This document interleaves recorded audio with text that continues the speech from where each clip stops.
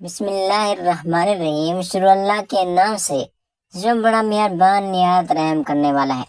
ناظرین، اگر کوئی شخص فجر کی نماز کے بعد یہ 3 کلمات پڑھے گا تو اللہ تبارک و تعالیٰ 70,000 فرشتوں کو اس شخص کی حاجات کو پورا کرنے کے لیے بھیج دیتا ہے۔ 70,000 فرشتے اس شخص کے لیے دعائے رحمت اور مغفرت کرتے ہیں اور اس شخص کی حاجات کو اللہ تبارک و تعالیٰ پورا کرتے ہیں۔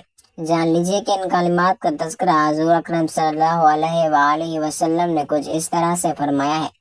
آپ صلی اللہ علیہ وآلہ وسلم کی خدمت اقدس میں ایک صحابی رضی اللہ تعالیٰ عنہ نے عرض کیا، یا رسول اللہ صلی اللہ علیہ وآلہ وسلم، کوئی ایسی نصیحت تجویز فرما دیجیے کہ دشمن کے شر سے بچاؤ، شیطان کے شر سے بچوں، جہنم کے شر سے بچوں، پلصراط کے شر سے بچوں، قبر کے عذاب سے بچوں، حتیٰ کہ محشر کے روز تمام تر عذاب سے بچوں اور رزق کی تنگی سے بچوں۔ تمام مشکلات دینی اور دنیاوی سے بچنا مقصود ہو کہ ایسی تجویز فرما دیجیے۔ تو آپ صلی اللہ علیہ وآلہ وسلم نے اس صحابی رضی اللہ تعالیٰ عنہ کو فرمایا، میں تمہیں ایسی تجویز دیتا ہوں کہ تم نماز فجر کے بعد ان آیات کریمہ کو پڑھ لیا کرو۔ جو بھی تمہاری حاجات ہوگی، یہ آیت کریمہ اللہ تبارک و تعالیٰ سے فریاد کرتی ہے کہ جب تک پڑھنے والے کی حاجت پوری نہ ہوگی، بس نماز فجر کے بعد یہ 3 آیات پڑھ لو۔ رسول اللہ نے ارشاد فرمایا کہ 70,000 فرشتہ شام تک دعائے رحمت اور مغفرت کرتے ہیں۔ جو شخص ہر صبح نماز کے بعد یہ 3 آیات پڑھ لے گا، وہ آیات یہ ہے، بسم اللہ الرحمن الرحیم۔ ناظرین کرام، حضرت عبداللہ بن عمر رضی اللہ تعالیٰ عنہ نے فرمایا کہ ہم لوگ رسول اللہ صلی اللہ علیہ وآلہ وسلم کے ساتھ ایک سفر میں تھے۔ ایک عربی آپ کے پاس آیا، آپ نے اس کو اسلام کی دعوت دی۔ اس عربی نے سوال کیا کہ کیا آپ کی نبوت پر کوئی گواہ بھی ہے؟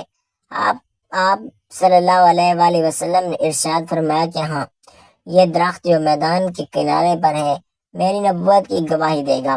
چنانچہ آپ صلی اللہ علیہ وآلہ وسلم نے اس درخت کو بلایا، وہ فوراً ہی زمین چیرتا ہوا اپنی جگہ سے چل کر بارگاہ اقدس میں حاضر ہوا۔ اس نے بآواز بلند 3 مرتبہ آپ کی نبوت کی گواہی دی۔ پھر آپ صلی اللہ علیہ وآلہ وسلم نے اس کو ارشاد فرمایا تو وہ درخت زمین میں چلتا ہوا اپنی جگہ پر واپس لے گیا۔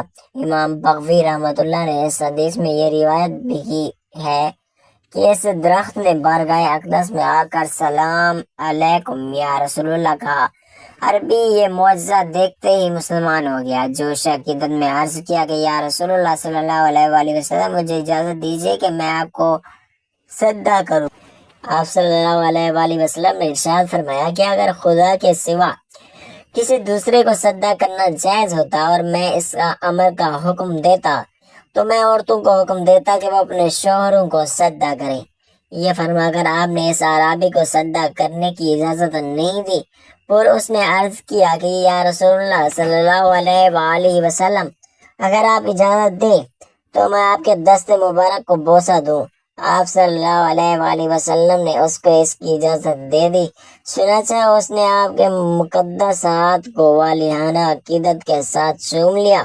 اس طرح حضرت جابر رضی اللہ تعالیٰ عنہ کہتے ہیں کہ سفر میں ایک منزل پر حضور اقدس صلی اللہ علیہ وآلہ وسلم استنجا فرمانے کے لیے میدان میں تشریف لے گئے، مگر یہ کوئی آڑ کی جگہ نظر نہ آ رہی تھی۔ البتہ اس میدان میں وہ درخت نظر آئے جو ایک دوسرے سے کافی دور دور پر تھے۔ آپ صلی اللہ علیہ وآلہ وسلم نے ایک درخت کی شاخ پکڑ کر چلنے کا حکم دیا تو وہ درخت اس طرح آپ کے ساتھ ساتھ چلنے لگا جس طرح مہار والا اونٹ مہار پکڑنے والے کے ساتھ چلنے لگتا ہے۔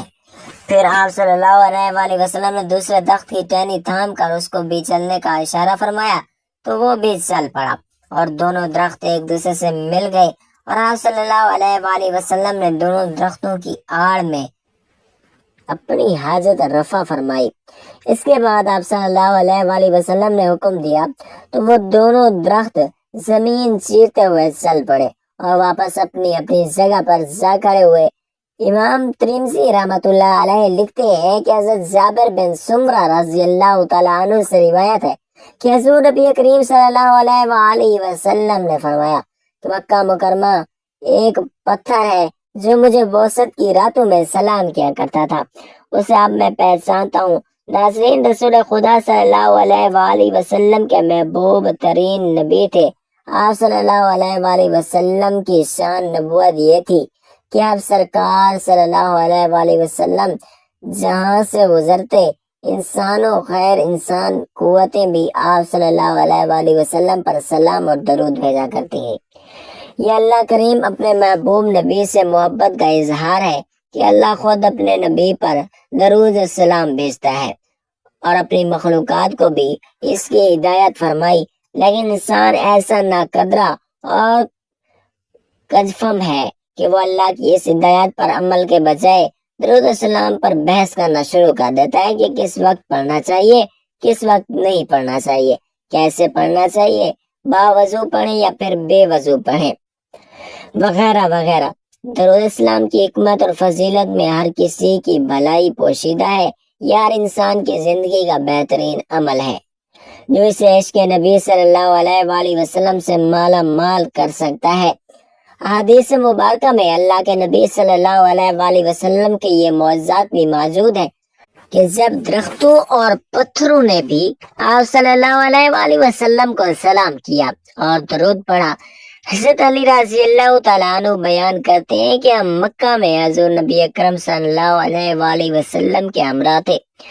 آپ صلی اللہ علیہ وآلہ وسلم مکہ کے گرد و نواح میں گئے تو راستے میں جو پتھر اور درخت آپ صلی اللہ علیہ وآلہ وسلم کے سامنے آتا تو وہ کہتا السلام علیکم یا رسول اللہ، یعنی یا رسول اللہ آپ پر سلام ہو۔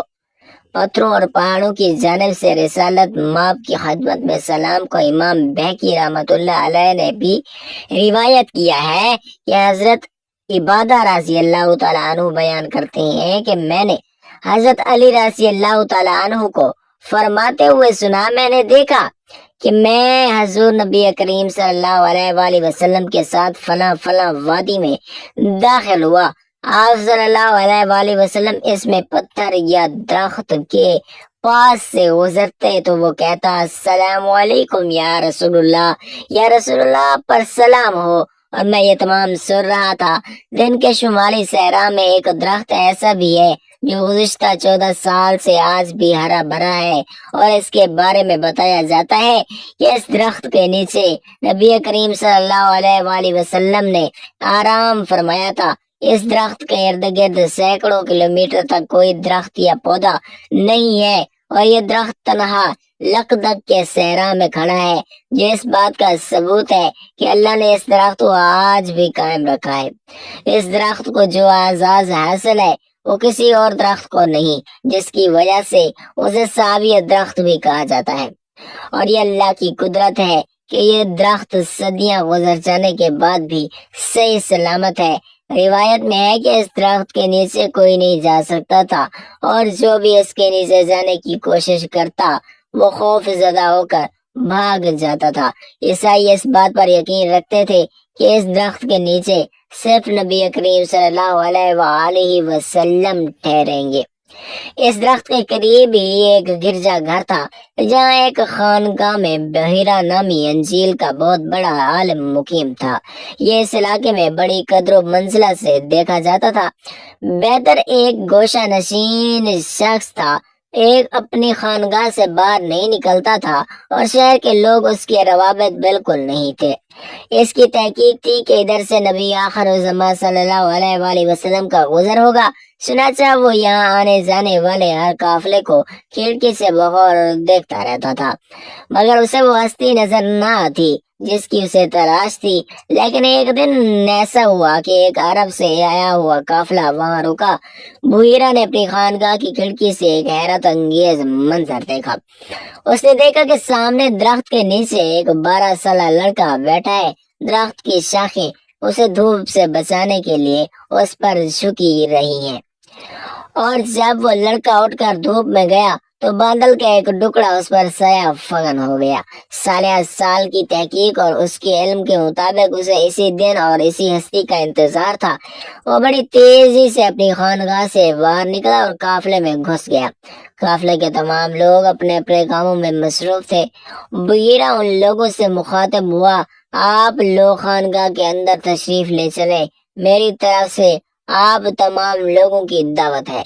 और खाने का एहतमाम किया गया। काफिले के तमाम लोग एक दूसरे के मुंह को देखने लगे, गोया निगाहें एक दूसरे से पूछ रही थी कि हम लोग कई बार यहाँ आए, ठहरे और चले गए, लेकिन बुहिरा ने कभी नहीं पूछा आज वो क्यों इतना मेहरबान हो रहा है। बहरहाल क्या करते, तमाम लोगों ने उसकी दावत कबूल की और बुहिरा की रहनुमाई में उसकी खानगाह में रवाना हो गए। बुहिरा ने सबका परतपाक खैर मुकद्दम किया। बोला, भाइयों मैं चाहता हूँ कि आज तुम सब मेरे साथ खाना खाओ और तुम में से कोई रह ना जाए। अहले काफिला बोले, हम सब तो आ गए हैं, एक छोटा लड़का भी हमारे साथ था, जैसे हम वही दरख्त के नीचे छोड़ आए हैं।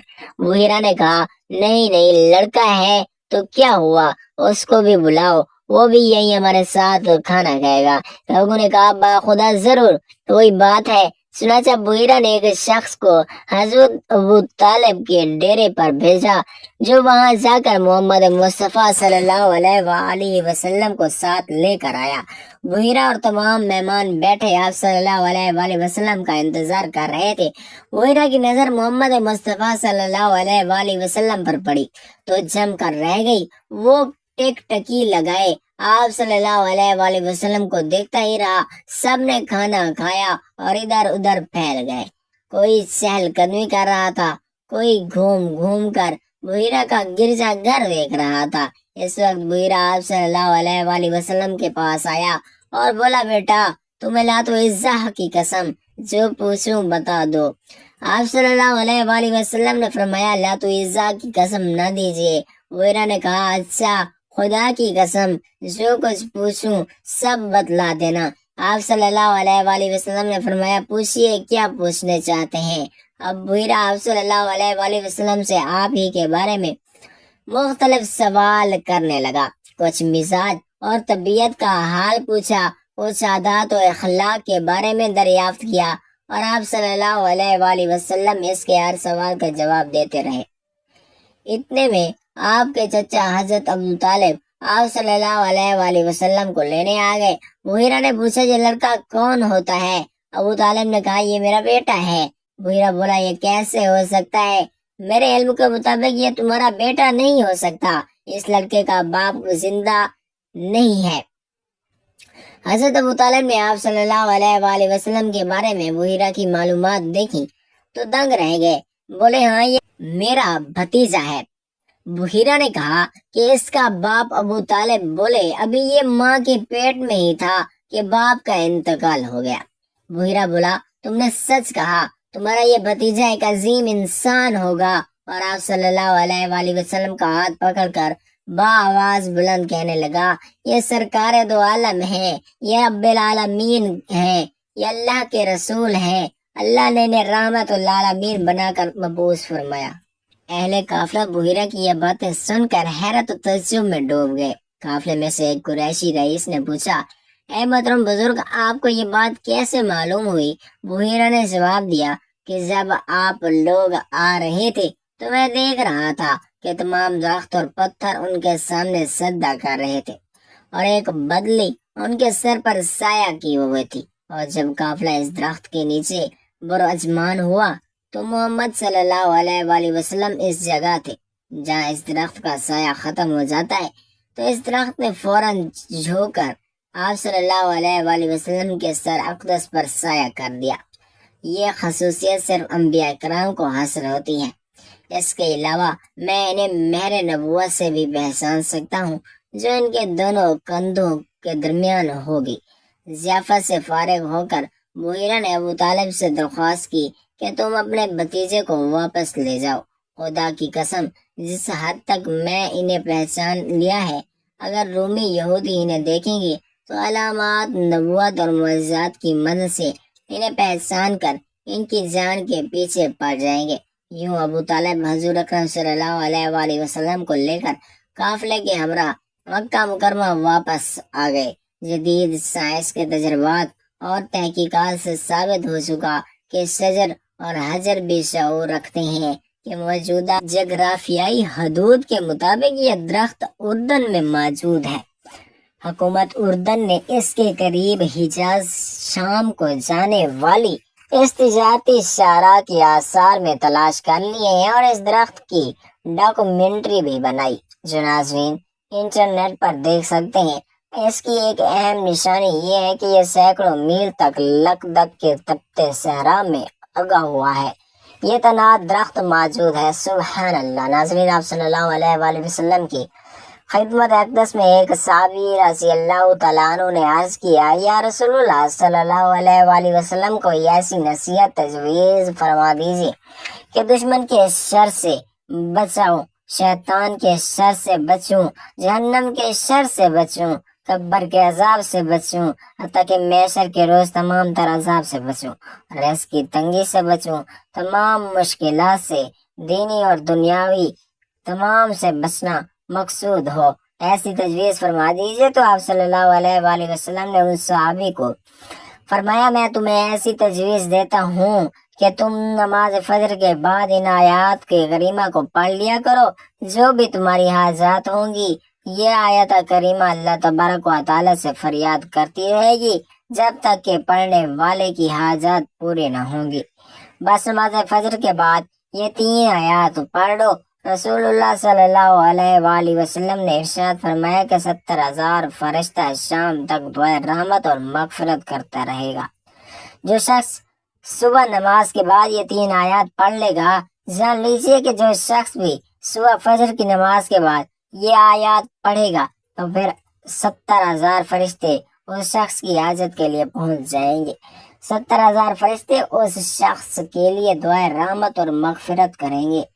जान लीजिए कि रसूलुल्लाह सल्लल्लाहु अलैहि वसल्लम इरशाद फरमाया कि जो शख्स सुबह के वक्त 3 बार अऊज़ु बिल्लाह अस्समीउल अलीम मिनश शैतानिर रजीम और फिर सूरत हशर की आखिरी 3 आयत पढ़े तो अल्लाह तबारक व तआला उस शख्स के लिए 70,000 फरिश्ते मुकर्रर कर देता है, जो कि शाम तक उसके लिए दुआ रहमत और मगफिरत करते हैं। और अगर उस दिन वफात पास है तो शहीद होगा।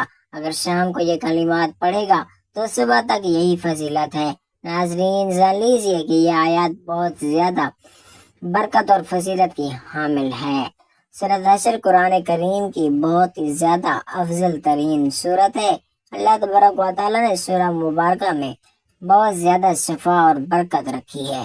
बस आपने सुबह फजर की नमाज के बाद ऊपर बताया गया यह कलमा 3 मरतबा पढ़ लेना है। इसके बाद आपने सूरत हशर की आखिरी 3 आयत को पढ़ लेना है। जब आप ये आयत पढ़ लें तो बस फिर आप इसके बाद अल्लाह तबारक व तआला की मुअज्जत अपनी खुली आंखों से देखेंगे इंशाअल्लाह। इन आयत की बरकत से अल्लाह तबारक व तआला आपकी हर हाजत को भी पूरा कर देगा और आपकी जो भी परेशानी, मुसीबत, आफत, बीमारी, हर तरह की मुश्किल होगी, अल्लाह तबारक व तआला पलक झपकते ही खत्म कर देगा इंशाअल्लाह। अल्लाह तबारक व तआला से दुआ है कि नेकी की बात को सुनने, समझने, उस पर अमल करने की तौफीक अता फरमाए।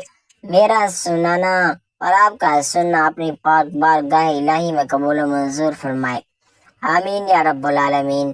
प्यारे दोस्तों, अगर हमारी वीडियो अच्छी लगी हो तो इसको लाइक करें, वीडियो को शेयर करें, चैनल को सब्सक्राइब करें और अल्लाह ताला के 99 नामों में से एक नाम कमेंट बॉक्स में जरूर टाइप करें। शुक्रिया।